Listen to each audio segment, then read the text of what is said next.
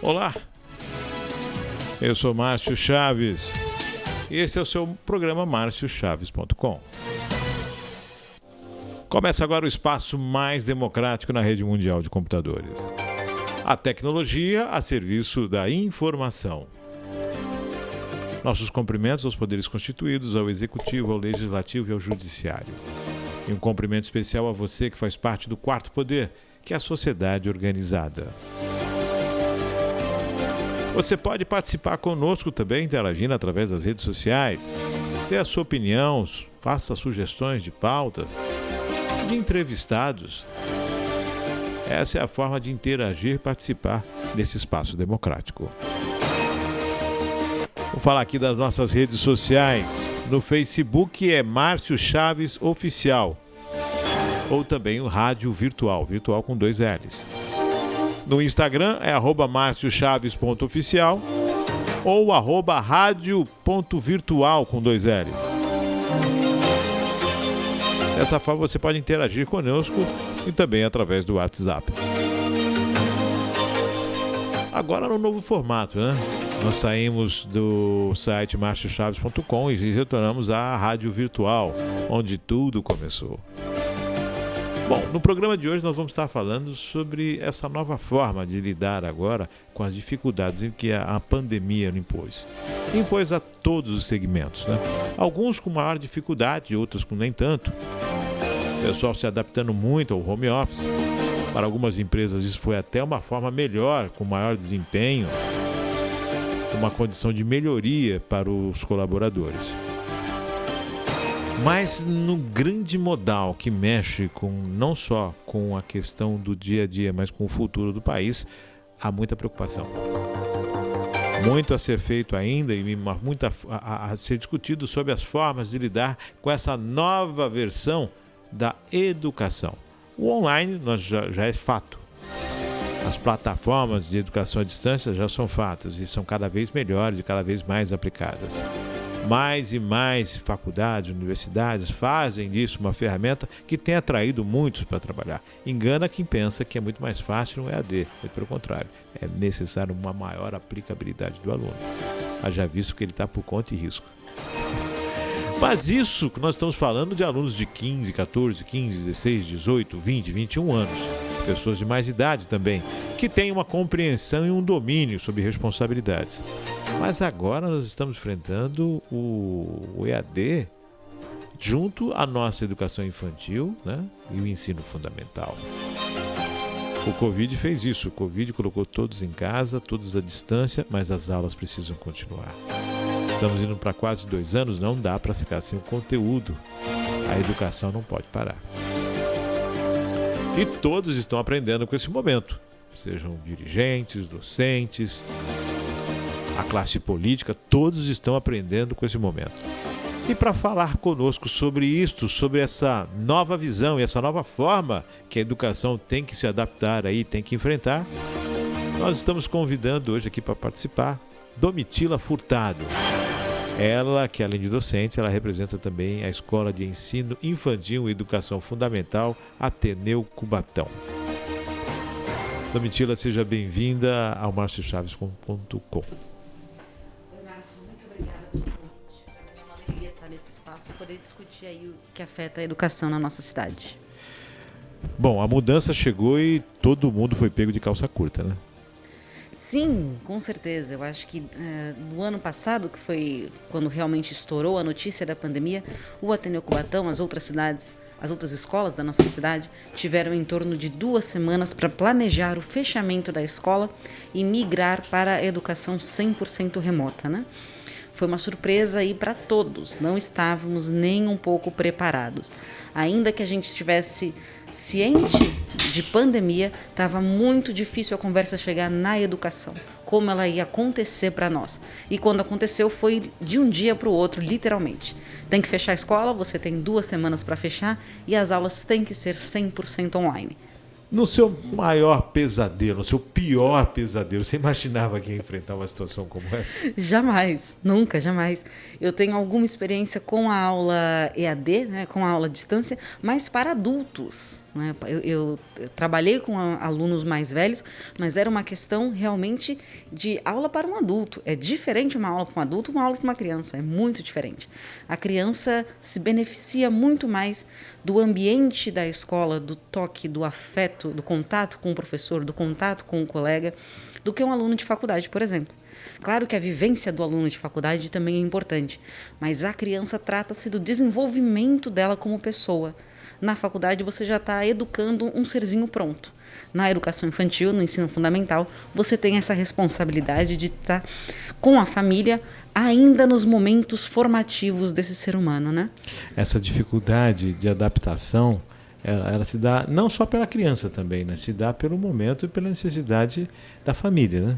Com certeza. Eu acho que a gente encontra aí a realidade brasileira, né?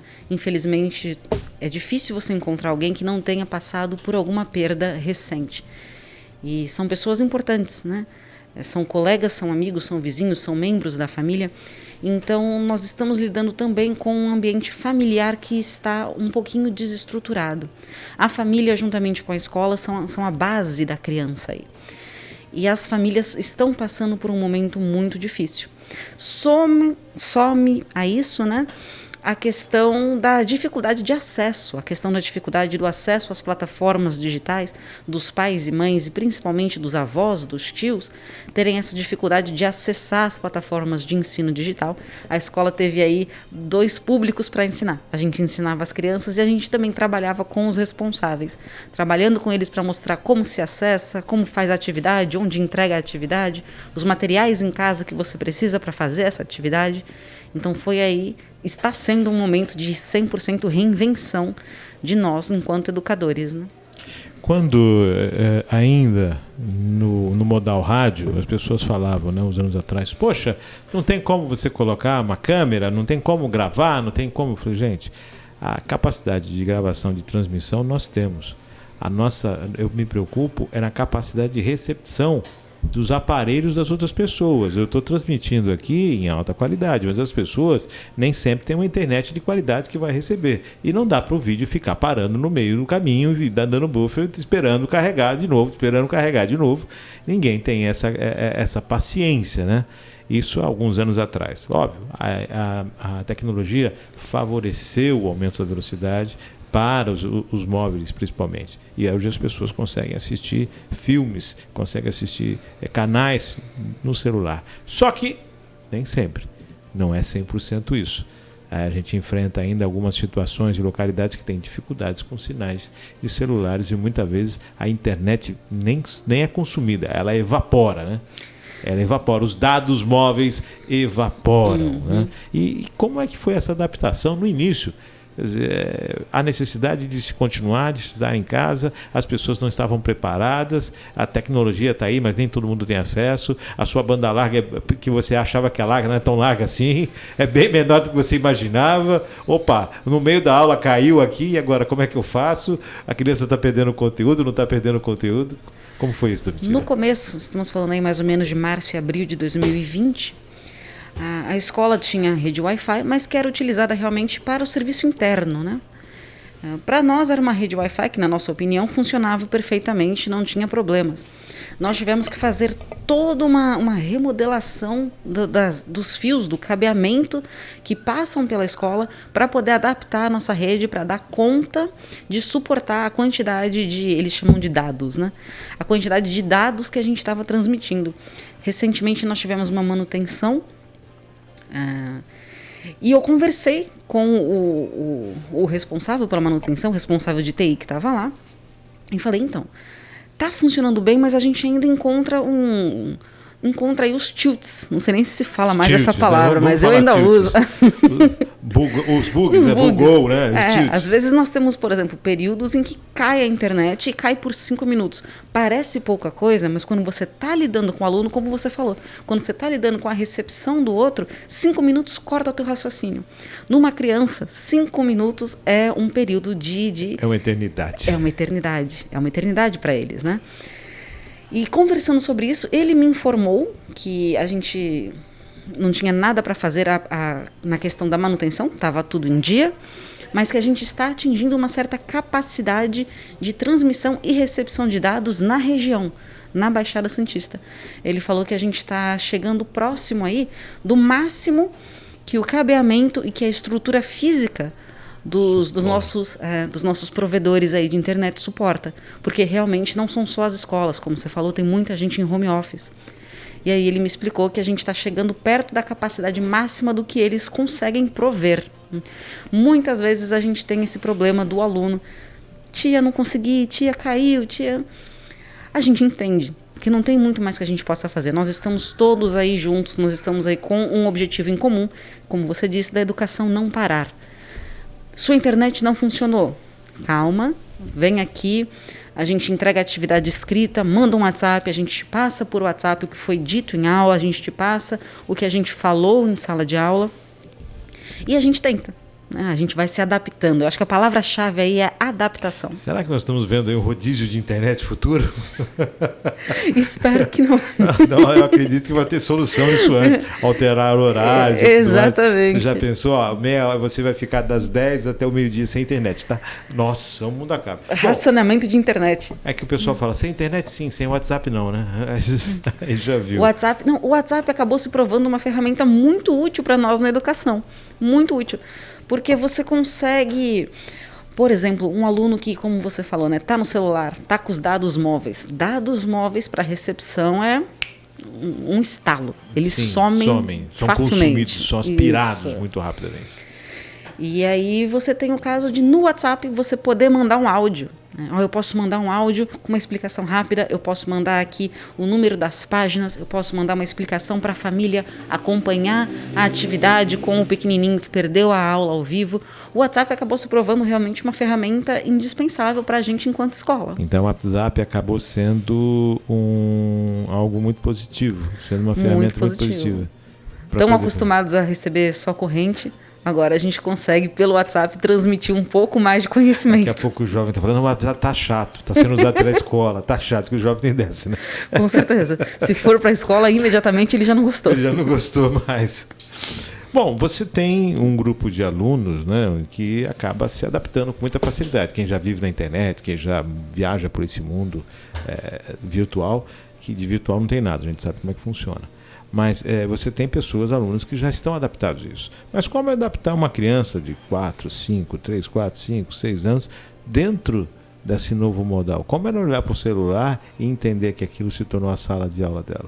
Porque a interatividade, né, de uma criança nessa idade em sala de aula, ela é muito importante, ela é fundamental. É a descoberta da sociedade, é a descoberta de você como sendo não ser único do planeta, mas sim que outras pessoas também compartilham com você.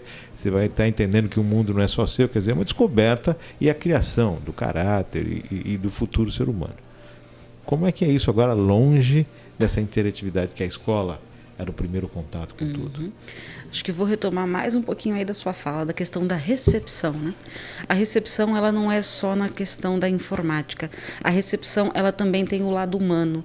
Como as pessoas que estão recebendo as informações da escola, como está essa recepção? Elas estão assimilando, elas estão interiorizando.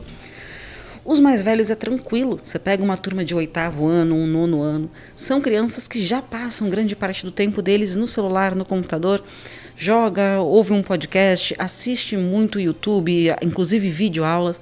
Então, a adaptação para eles foi realmente uma preocupação mais do social, da distância do colega, da distância física, né, que eles estavam nesse momento sem a escola para prover essas amizades, esse contato humano. Mas na questão do conteúdo, eles conseguem facilmente. Vou dizer aí que, tendo o costume de podcasts, de assistir YouTube, eles se adaptaram extremamente bem. Eu pude perceber, eu acho que alguns professores também puderam perceber, que tivemos até alguns alunos que responderam melhor na questão de receber o conteúdo em casa do que na sala de aula. Já estava acostumado com esse mundo de podcast, de jogo, de videoaula, né? Conseguiu absorver e processar muito bem, né? Mais do que se você colocasse alguma coisa na lousa, que pode ser que esse aluno não vai ter o interesse. Agora, os mais novos foi realmente o nosso maior desafio, Eu não tenho como pedir para uma criança de 7 anos passar 6 horas na frente do computador, né? Ela não vai conseguir, não é nem saudável. Nós tivemos que reduzir o número de aula e aumentar, deixar mais dinâmico a forma como a gente entregava esse conteúdo. Teve uma palavra que a gente acabou usando bastante nas nossas reuniões, que foi gamificação. Gamificação. Nunca tinha ouvido dessa palavra antes de 2020. Antes os games eram tidos como falou que é game, não, é perca de tempo, isso está atrofiando a mente. Exatamente. Agora a gente está na questão da gamificação. O aluno jovem, o aluno da educação infantil, do ensino fundamental, não consegue processar uma videoaula como processa o aluno do ensino fundamental 2, do ensino médio. Ele precisa receber, ele precisa que a recepção seja agradável, ele precisa suprir essa necessidade do afeto, do contato. O lúdico, o querido lúdico. Falamos tanto disso em todas as escolas, né? É fundamental que a criança perceba o conteúdo, perceba a disciplina como parte do mundo dela, que ela seja realmente ativa na aprendizagem dela. E dessa forma a gente levava, tem que ser divertido, tem que ter música, tem que estar sorrindo, não pode ter festa junina na escola, você se veste de caipira e decora a sua casa, não pode ter a festa de final de ano, você faz uma coisa junto com os alunos, é aniversário de você canta parabéns mesmo assim. Nós tentamos o máximo possível levar para eles dentro de casa o lúdico que eles teriam em sala de aula. E aí a gente foi além. O conteúdo também teve que ser gamificado. Não adianta eu tentar colocar uma tabuada para o meu aluno como eu colocaria na sala de aula. Mas eu posso ter acesso a site, eu tenho jogos e eu posso fazer a tabuada como um jogo. Tem um que eles adoram, que é a corrida da tabuada. Cada aluno num jet ski virtual. Cada vez que você acerta uma tabuada, o seu jet ski ganha gasolina e vai chegando até a linha de chegada. Né? Então você acaba tornando o conteúdo dinâmico, tornando mais palatável. Eu sempre observei a individualidade em cada ser. Então, algumas crianças se dão bem acordando de manhã, outras se dão bem acordando mais tarde, outras se dão bem o dia inteiro. Então, cada um tem o seu tempo, tem o seu timer. Com essa condição virtual, há a possibilidade das crianças também assistirem às suas aulas, se forem vídeos já disponibilizados, nos melhores momentos que se adaptam, né? E algumas atividades em comum serem exercidas em certos períodos. Mas destrava um pouquinho aquela questão do horário, né? Sim, uma das maiores críticas que eu tenho ao sistema de educação brasileiro é que a aula começa às 7h30. Não adianta, às 7h30 ninguém está acordado. Não, às 7h30 a gente, pelo amor de Deus, às 7h30 o cérebro ainda está processando. Eu sou professora e 7h30 eu ainda não estou afim de dar aula, que dirá para eles, né? Eu considero que o período ideal de aula seria pelo menos das 9 até as 15, das 9 até as 16, que a gente pudesse ter uma vivência mais agradável. Agora, o que é necessário nesse momento de distância? Você tem que ter alguns momentos do ao vivo, senão também a conexão da criança com outro ser humano fica muito defasada. Principalmente na educação infantil, eles têm que se acostumar a conviver com o outro, a reconhecer o outro como um igual. E para isso você tem que ter o ao vivo, você tem que ter a relação com a professora, tem que ter a relação com os coleguinhas. Mas tem o fato também de que as famílias têm horários próprios, né? E nem todo mundo na pandemia conseguiu aí fazer seu home office, conseguiu ficar em casa. Tem gente que tem que sair para trabalhar, não tem como acompanhar esse filho nessa atividade. É por isso que muitas famílias deixam na escola desde uma idade mais cedo. Não tem com quem ficar essa criança, precisa estar na escola. Quem está nesse esquema, que não são poucas pessoas, a maioria das famílias no Brasil já voltou a trabalhar presencial, não tem outra escolha, tem esse benefício. A gente consegue gravar a aula, mesmo a aula ao vivo. O aluno não pôde comparecer. É uma pena, mas está gravada, né? E a família pode se adaptar, pode criar uma rotina de estudo que funcione para eles e que funcione para o pequeno, que funcione para o aluno. Mas é muito importante nessa flexibilidade que não seja apenas ele faz um horário diferenciado. Aí tem que ser a família.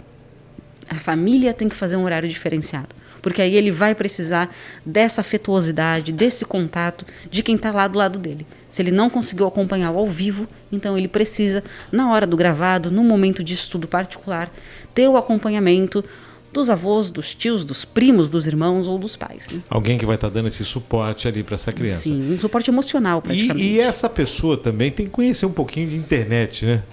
E essa é uma das dificuldades. Acabou que todo mundo Eu sempre falo que junto com uma criança, quando ela se torna aluno, seja ela em creche, ou seja um dos períodos de ensino, em uma das etapas de ensino, ela consegue movimentar uma família inteira. Junto de uma criança chegam 10, 15 pessoas, né? Ela consegue fazer essa movimentação, pais, tios, sobrinhos, avós, ela consegue arregimentar esse batalhão de pessoas, seja para uma festa, seja para uma brincadeira, seja para um momento. E essa questão da internet também, das horas em casa, acabou envolvendo todo mundo. Sim, tem um ditado, eu acredito que seja Yorubá, mas me desculpa o engano, que diz, eduque um homem, eduque um adulto e você terá educado um homem. Eduque uma criança e você terá educado uma vila. A criança, ela tem esse, como se fosse um fator agregador, né? Sim. Quem está ao lado dela é convidado também para participar das atividades que ela está fazendo. Eu desafio qualquer um que esteja assistindo uma aula remota com um aluninho de 4, 5 anos e não entrar na brincadeira. É muito difícil, porque ele vai se emocionar, ele vai começar a ficar animado. Exatamente, você vai querer participar com a criança. Então nós temos aí um fator bastante enriquecedor. Temos um fator de dificuldade, que é ensinar o adulto a ter o acesso às redes sociais, às plataformas de ensino, principalmente quando são aí avós e avós, né? É um pessoal de outra geração e você tem que ensiná-los a lidar com essas plataformas. É um desafio. É também um desafio que você precisa ensinar o adulto a ensinar a criança, né? O seu filho errou. Não briga com seu filho, não é assim que a gente faz na sala de aula. A gente não quer associar o erro com algo ruim. Ele está na escola, o erro é esperado, tudo bem ele errar, né? Essas frustrações às vezes passam da família para a criança. Acontece. Tem alguns vídeos na internet de pessoal fazendo umas sátiras que eu acho incrível. Essa questão da escola, da professora na internet, né? Aquela coisa do aluno que na sala de aula é bagunceiro, aí a mãe chega e fala, mas lá em casa ele não é assim, né? Aí agora inverteu, né? Esse menino em casa eu não estou aguentando mais. Não, mas na escola ele não é assim. Quer dizer, exatamente. Inverteu tudo. Exatamente. Eu acho que os pais e mães foram aí... É um fator infeliz, mas a verdade é que eles foram sobrecarregados. Porque a gente está orientando, mas a gente está longe. Então agora ele tem que assistir a aula, ele tem que fazer a lição, ele tem que... Tá a seu critério. E aquela situação, a gente sabe que o ensino vai evoluindo, o conteúdo vai aumentando e muitas vezes o pai deve se deparar com conteúdo e falar, peraí, eu não lembro disso. Deixa eu tentar recordar como é que é essa equação aqui. Deixa eu recordar como é que é esse termo para poder ajudar. As aulas para os mais novos, eu sempre estou com o celular do lado, porque eu sei que daqui a pouquinho chega um WhatsApp assim, olha, pai de fulano não está conseguindo ajudar na tabuada, pai de fulano não lembra como faz, fração é campeã. Fração é o terror. Fração é campeão. Quando a gente chega em fração para as crianças, eu já tenho um textinho pronto para mandar nos grupos de pais assim, a fração é isso. Porque é difícil a gente usar no dia a dia, né? A gente tem o costume do decimal. Fração é muito difícil. Então, mas tem casos muito divertidos, né? Os pais e mães, eles vão relembrando. Olha, quando eu estava na escola a gente fazia isso, aconteceu isso, e vão trazendo isso para a aula. Eu gosto muito de ter avô e vó acompanhando a aula, porque aí você tem uma conversa extremamente enriquecedora. Gerações, né? A troca das gerações, né? Comigo aconteceu assim, quando eu era criança era assim. E isso é fundamental. Eu gosto muito como ser humano, mas eu acho que como educador a gente consegue ver o efeito que isso tem na criança. Aproxima da família, aproxima do avô, aproxima da avó e traz um pouquinho mais de realidade. O que eu estou aprendendo na escola não é só o que eu li num livro. Aconteceu com alguém viveu isso, alguém entende o que é. Alguém passa por isso no dia a dia, que eu acho fundamental. A criança começa a ter a percepção da história de vida dela, que está entrelaçada em outras vidas. Outras pessoas que ali também passam, que ela faz parte dessa vida, essa continuidade da vida. E que no final das contas, para além de conteúdo, eu acho que é a função maior da escola. Que a criança se reconheça como sujeito de ação. Que ela se reconheça como um cidadão, como um agente modificador, né? Domitila, o celular acabou sendo o grande amigo e inimigo ao mesmo tempo, né? O celular tem essa função, né? Mas mesmo assim é um celular, não é uma tela de computador onde o aluno tem uma visão maior, uma condição maior, uma possibilidade de um trabalho mais efetivo, né? O celular, embora ele tenha muita dinâmica, mas ele limita em algumas coisas. você acredita que os alunos, os pais dos alunos responsáveis estão começando a observar que, na verdade, o investimento não apenas em um telefone celular, mas o investimento em um equipamento, em um computador, em um notebook, seja algo mais necessário nesse momento? Sim, sim. Eu acredito... A gente tem sorte no Ateneu Cubatão. As nossas famílias parceiras aí são realmente famílias que têm uma dedicação admirável com os filhos. Eu acredito que estão percebendo a função educativa que pode ter um celular, que pode ter um computador. A gente tem muito o costume, e isso passa de geração para geração, de censurar o jovem, né? Lá na década de 60, se você ouvia Beatles, pode ter certeza que você tem um avô e ia ter um pai falando, que isso, que música de degenerado. Isso é do capeta. Exatamente. E o que a gente faz hoje com o jovem? Passa o dia inteiro nesse celular, nesse computador, tá fazendo o que aí? Sai disso, vai na rua. Vai pra rua. Então, são essas adaptações que a gente vai fazendo com as mudanças. Uma pandemia que está sendo algo extremamente negativo também tem o seu lado positivo. Eu acho que trouxe para nós esta visão de, peraí, se ele passa tempo no celular, se ele passa tempo no computador, é muito mais eficaz que eu use esse celular, esse computador como uma ferramenta de educação do que se eu censurar e falar, não, larga isso, não vai adiantar. Você falar para um jovem, uma criança, larga e não faz mais, ela vai querer fazer o dobro. Na verdade, agora é onde está o celular. Exatamente, preciso do celular. Exatamente. A gente tem muitas famílias que fizeram um investimento, não precisa de um celular melhor, ou então meu filho não tinha, agora ele vai precisar ter, precisa de um computador. Mas a gente tem também a realidade brasileira, né? O preço de um celular, o preço de um computador é absurdo. Sim. Então é algo que a gente também tem que reconhecer. Tem dificuldades aí estruturais nesse jovem, nessa criança, para ter o acesso ao celular e ao computador como uma ferramenta de escola. E como isso é algo que está sendo colocado de uma forma, né, imposto, não pelo meio, não pelo mercado, está sendo imposto pela necessidade devido à pandemia, né? Nós estamos aí com uma dificuldade, o dólar subiu, os equipamentos de informática subiram muito, né, com isso, o que dificulta o acesso, né? A compra por muitas famílias disso. E como você falou, no grande Brasil, no macro Brasil, é muito difícil, né? Sim, eu como qualquer pessoa, né, ainda faço parte das newsletters aí de faculdade, de tudo. E a minha antiga faculdade estava distribuindo kit computador, né? Alunos de baixa renda da faculdade recebendo notebook, recebendo acesso à internet, recebendo um ponto de acesso à internet na própria faculdade, se não tivesse condições de ter na escola.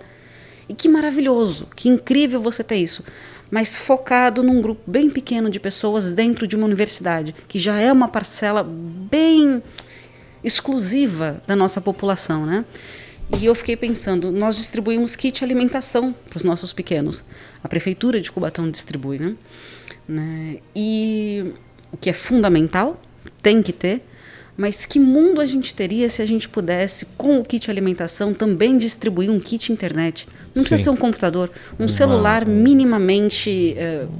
Uma condição de... Agora fica a pergunta, né? Nós estamos aí nesse enfrentamento da pandemia, os modais estão se transformando, já se fala no híbrido, né? Na educação híbrida, tanto online quanto presencial, né? Uma parte disso. Mas só que tudo isso quem rege isso é a pandemia, né? É a ação do vírus. Quando o vírus está muito intenso, nós recolhemos. Quando o vírus começa a amenizar, a gente avança um pouco mais, mas daqui a pouco recolhe de novo. Ensino híbrido também, Tilo.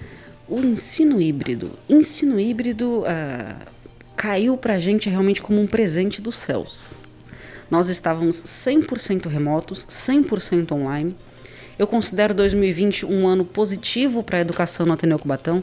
Teve dificuldade, teve desafio, mas nós conseguimos perceber a evolução das crianças quando chegamos no final do ano. Só que você tem um limite. Você tem um limite que uma criança consegue ficar em casa sem interagir com os colegas. Interagir com a família é uma coisa, interagir com os colegas da sua idade é outra coisa. Tem outra função no desenvolvimento da criança. O ensino híbrido, nesse sentido, está sendo muito positivo. Para quem não conhece, o ensino híbrido é a mistura do ensino remoto com o ensino presencial. No momento, todas as escolas que têm a capacidade, em geral nós estamos falando aí mais das escolas da rede particular, podem receber até 35% dos seus alunos. Então, até 35% podem estar presentes na escola. Os outros têm que necessariamente estar de forma remota. É isso que a gente classifica de ensino híbrido. É a aula que a gente dá para os 35% presencial e para os outros remota. A gente transmite a aula ao vivo. Os professores, as professoras levam um computador ou levam um celular, utilizam a rede da escola, tem o computador da escola se precisar, e transmite a aula ao vivo, a aula que ele está dando para os 35%, quem está em casa está recebendo. Nesse sentido, foi muito benéfico, porque quem está em casa consegue interagir não só com o professor. Eu estou com o celular, vira o celular, mostra a turma, conversa com o colega, dá uma pausa, gente, vou aqui, vou fazer um pipi, vou tomar uma água, e deixa um minutinho da turma conversando entre eles como se eles estivessem juntos, né? É benéfico também porque nesses 35% a gente conseguiu pegar bastante da educação infantil. Não vão todo dia, né? Eles se alternam, mas esses pequenininhos precisam estar presencial. Eles precisam estar na escola. Esse contato é necessário, né? É necessário demais, é necessário demais. Sem falar que não tem como você pedir para um pai, para uma mãe, para um responsável ter o trabalho de uma professora. Não tem como. Ele não tem tempo de parar e dar aula. No outro ambiente também, né? Conviver fora do ambiente que ele se sente totalmente seguro, que é a casa. Sim, o que a gente reparou muito do ano passado para esse, foi como alguns dos nossos alunos voltaram com hábitos que a gente não encontrava neles desde o comecinho do ensino fundamental, né? Então, por exemplo, estou na casa da minha avó. Delícia estar na casa da avó, né? Não sei você, mas eu na casa da minha avó... A casa de vó é lugar onde os pais não têm autoridade. Exatamente. Então você imagina uma criança que passou 1 ano na casa da avó, né? O docinho, o cafezinho da tarde, o aconchego da vovó. Está desacostumada com o ambiente da escola, que é um ambiente de acolhimento, mas não é um ambiente de aconchego. A gente está pronto para receber essa criança de forma positiva.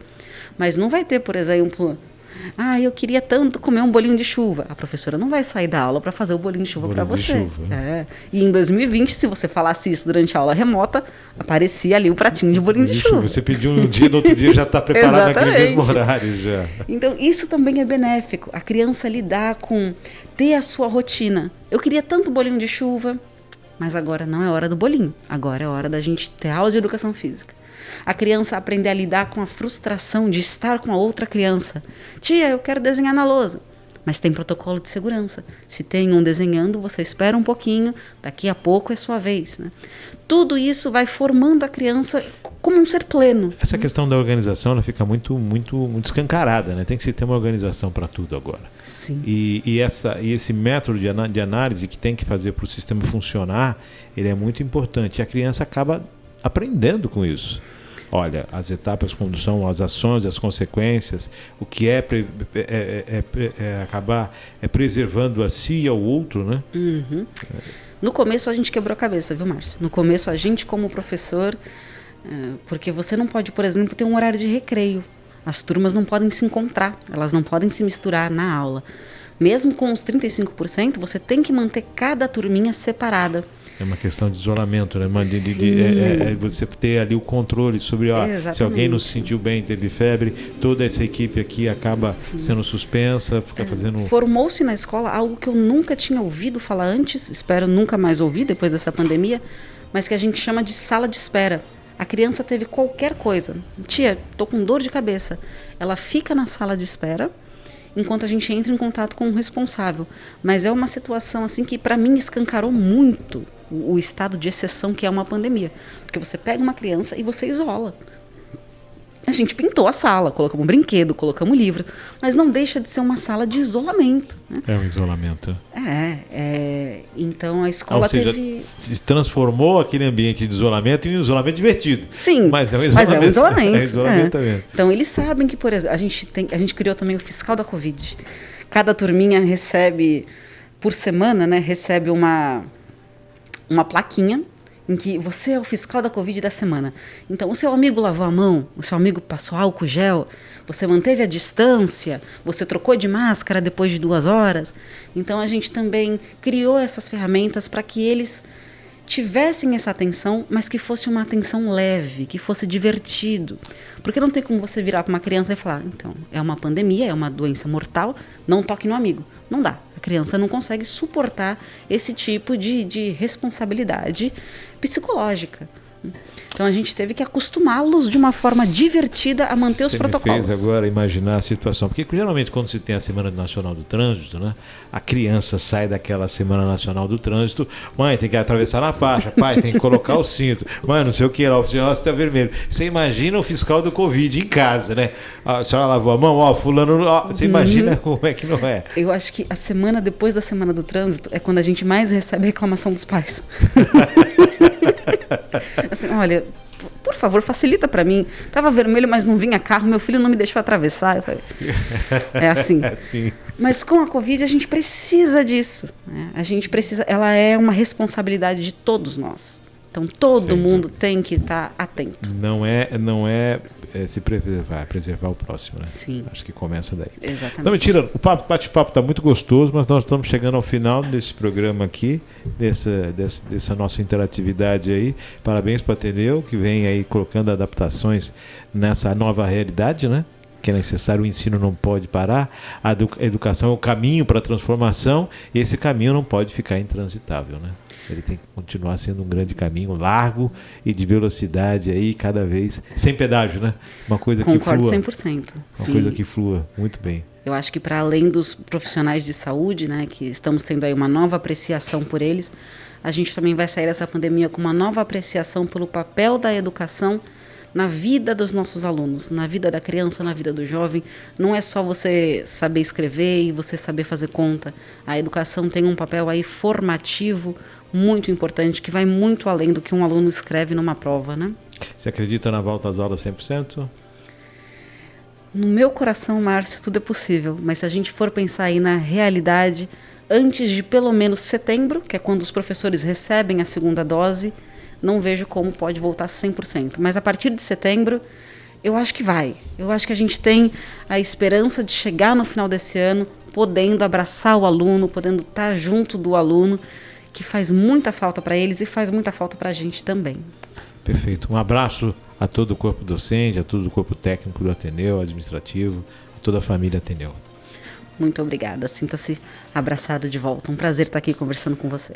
E assim encerramos esse bate-papo hoje com Domitila Furtado, falando sobre essas mudanças na educação, ensino híbrido, né? Modal em casa, a criança de 4, 5 anos tendo aula pela internet, quer dizer, toda esse novo normal, né? Que não é normal, mas é a nova realidade, nos impõe, né?